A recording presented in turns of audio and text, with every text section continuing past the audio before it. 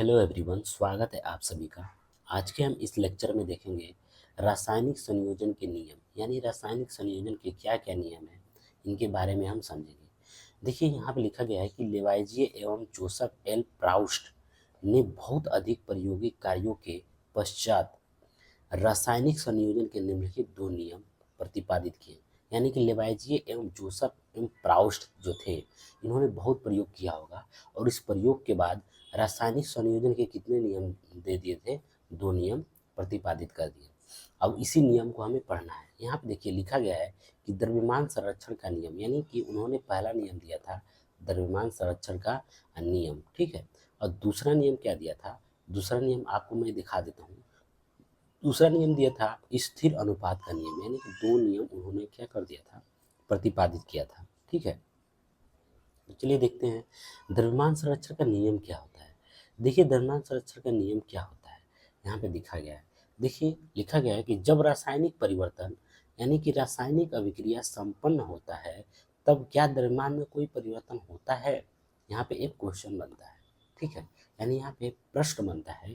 प्रश्न ये बनता है कि जब हम रासायनिक अभिक्रिया कराते हैं, यानी कि दो चीज़ों को जब आपस में मिलाते हैं, तो उसमें जब केमिकल रिएक्शन होगा, तो केमिकल रिएक्शन के होने के बाद जो नया हमारा प्रोडक्ट बनेगा, जो उत्पाद बनेगा, क्या उसमें जो द्रव्यमान होगा, क्या उस द्रव्यमान में भी परिवर्तन होगा या नहीं होगा? इसी को हमें समझना है।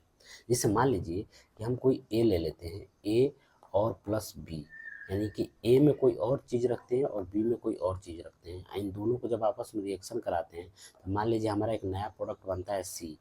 मान लीजिए कि इन दोनों का जो वेट है 20 ml है, तो क्या सी का जो वेट होगा वो 30 ml होगा या 20 ml ही होगा? ठीक है, ये बताया गया है। तो देखिए, मैं आपको सीधा सीधा बता देता हूँ, ये जो द्रव्यमान का जो संरक्षण का नियम है, ये बताता है ना कि द्रव्यमान को न तो नष्ट कर सकते हैं और न ही उत्पन्न कर सकते हैं। यानी कि न तो बनाया जा सकता है और न ही उत्पन्न किया जा सकता है। उसको केवल एक परिवर्तन से दूसरे परिवर्तन में कन्वर्ट किया जा सकता है। समझ में आ रहा है? यानी कि अगर 20 ml का अगर कोई केमिकल रिएक्शन हम करा रहे हैं ए और बी मिला करके, तो जो नया प्रोडक्ट बनेगा ना, वो 20 ml ही होगा। समझ में आ रहा है? यानी इसमें कोई परिवर्तन नहीं होगा। चलिए देखते हैं, आप यहाँ आपको क्लियर हो जाएगा। यहाँ पे दिखा गया है क्रियाकलाप 3.1 में देखेंगे। देखिए, निम्न एक्स एवं वाई रसायनों का एक युगल लीजिए। अब एक्स वाले में ये है और वाई वाले में ये है। इन दोनों में से कोई एक युगल लेना है, यानी कॉपर सल्फेट और सोडियम कार्बोनेट का जब आपस में क्या कराएंगे?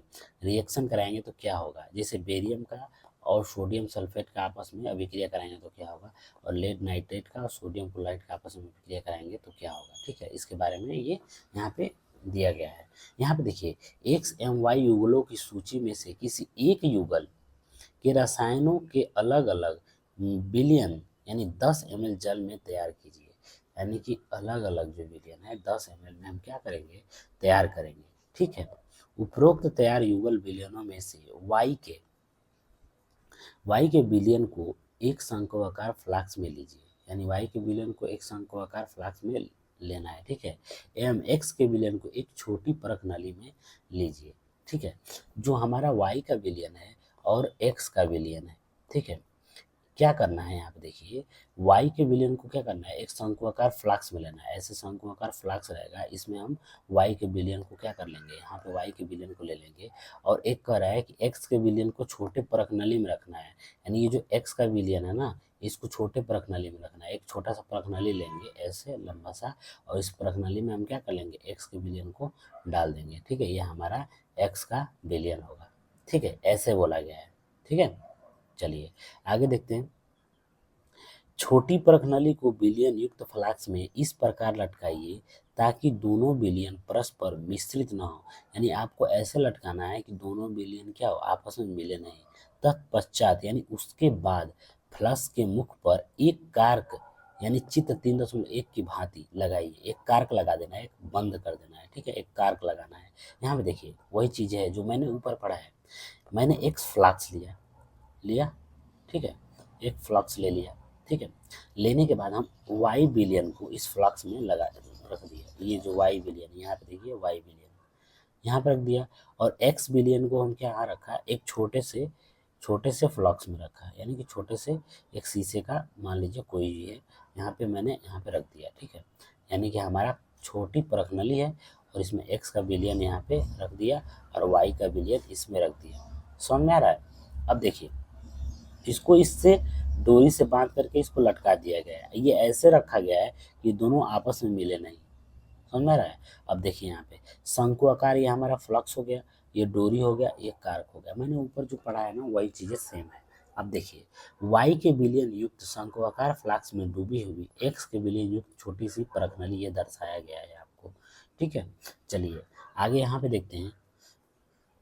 देखिए, अंतर वस्तु युक्त फ्लास्क को सावधानी पूर्वक तौल लीजिए, यानी कि जो ये जितने भी यहाँ पे अभी रखे गए हैं इन सभी को क्या करना है, तौलना है, ठीक है, कितना केजी का हो रहा है। अब फ्लास्क को झुकाकर इस प्रकार घुमाइए जिससे x तथा y के बिलियन परस्पर विस्तृत हो जाए, यानी पहले ऐसे ही तौल लेंगे, ठीक है, और फ्लास्क को इसको घुमा देंगे, घुमा कर ऐसे लटका देंगे, इसका जो ये अंदर का जो x का बिलियन है ना, ये नीचे निकल के आके इसमें मिल जाएगा, ठीक है। चलिए अब इस फ्लक्स को पुनः तौल लीजिए। अब इस फ्लक्स को जब देखिए, ये रिएक्शन के पहले यानी कि अभिक्रिया के पहले तौलेंगे। मान लीजिए अभिक्रिया के पहले तौले हैं तो 20 ml आया है, ठीक है, 20 ml, और इसको अभिक्रिया के बाद तौलेंगे तो कितना आएगा उसको नोट करना है आपको, क्या अब चेंज हो रहा है कि नहीं, यही आपको यहाँ पे देखना है। चलिए देखिए, अब इस फ्लास्क को पुनः तौल लीजिए। पुनः तौलना है, शंकु आकार फ्लास्क में क्या अभिक्रिया हुई, क्या आप सोचते हैं कि कोई रासायनिक अभिक्रिया हुई, यानी कि जाहिर सी बात है कोई अभिक्रिया तो होगा ही, केमिकल रिएक्शन तो होगा ही, ठीक है। यहाँ पे देखिए, फ्लास्क के मुख पर कार्क क्यों लगाते हैं, हम क्यों लगाए हैं कार्क, क्या फ्लास्क के दरम्यान एवं अंतर्वस्तु में कोई परिवर्तन हुआ, तो आपको ये लिखना है कि अगर आप यहाँ बताइए आप क्यों कार्क लगाएं। जब ये अभिक्रिया होगा ना तो कुछ न कुछ, अगर मान लीजिए गैस बन के उड़ जाएगा, जब ये गैस बन के जब उड़ जाएगा तो कुछ न कुछ इसमें कमी आ जाएगी। तो द्रव्यमान संरक्षण का नियम ये कहता है कि द्रव्यमान को न तो नष्ट किया जा सकता है न तो उत्पन्न किया जा सकता है। और इसमें यह भी लिखा गया है कि द्रव्यमान, देखिए द्रव्यमान कभी बदलता नहीं है, ठीक है। अभिक्रिया होने के पहले और अभिक्रिया होने के बाद द्रव्यमान क्या होता है, उतना ही रहता है।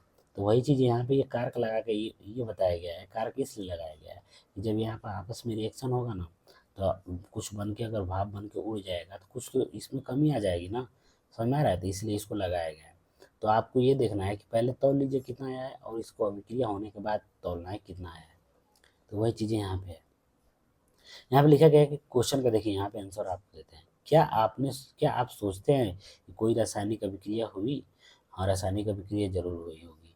फ्लास्क के मुख पर कार्क क्यों लगाते हैं? इसलिए लगाते हैं क्योंकि वहाँ से जो केमिकल रिएक्शन होगा, ठीक है, तो वो कुछ वाष्प बन के वेपराइज हो जाएगा, तो हमारे इसमें क्या हो जाएगा, विलयन में कुछ परिवर्तन आ जाएगा, द्रव्यमान में कुछ परिवर्तन आ जाएगा, इसलिए लगाया। क्या फ्लास्क के दरम्यान और अंतर वस्तुओं में कोई परिवर्तन हुआ? यानी कि उसके दरम्यान और अंतर वस्तु में कोई परिवर्तन नहीं हुआ, क्योंकि उसको जब अभिक्रिया होने से पहले और अभिक्रिया होने के बाद हम क्या किए कि जब देखें तो द्रव्यमान में कोई भी परिवर्तन नहीं हुआ। देखिए यहाँ पे उसी चीज़ को यहाँ पे बताया गया है कि द्रव्यमान संरक्षण के नियम के अनुसार किसी रासायनिक अभिक्रिया में द्रव्यमान का न तो सृजन किया जा सकता है न ही विनाश। यानी कि द्रव्यमान संरक्षण का नियम क्या कहता है कि ये कहता है कि रासायनिक अभिक्रिया में जब रासायनिक अभिक्रिया किया जाता है तो द्रव्यमान का ना तो सृजन किया जाता है, सृजन मतलब उत्पत्ति करना, यानी कि बनाना, नया बनना, ठीक है, वही होता है सृजन। यानी कि द्रव्यमान को ना तो बनाया जा सकता है और न ही उसका विनाश किया जा सकता है। ये हमारा द्रव्यमान संरक्षण का नियम कहता है। ये डिफिनेशन है हमारा, ठीक है। चलिए यहाँ तक तो आपको समझ में आ गया होगा। आगे देखते हैं। आगे लिखा गया है स्थिर अनुपात का नियम। तो स्थिर अनुपात का नियम हम नेक्स्ट लेक्चर में पढ़ेंगे और अच्छे से इसको भी समझ लेंगे, ठीक है।